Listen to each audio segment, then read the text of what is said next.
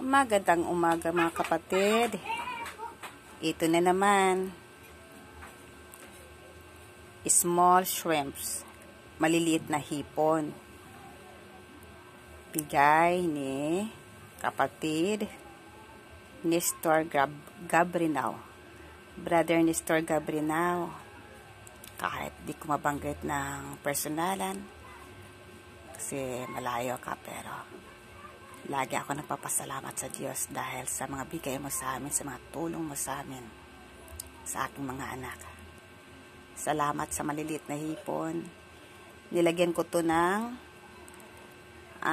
harina at saka itlog.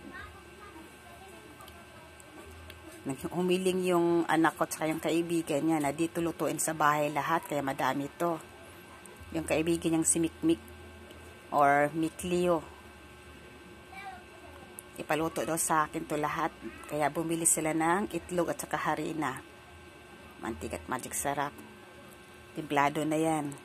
Itutorta ko na lang kasi gusto nila torta. Kaya salamat sa Diyos. Lord, salamat ha.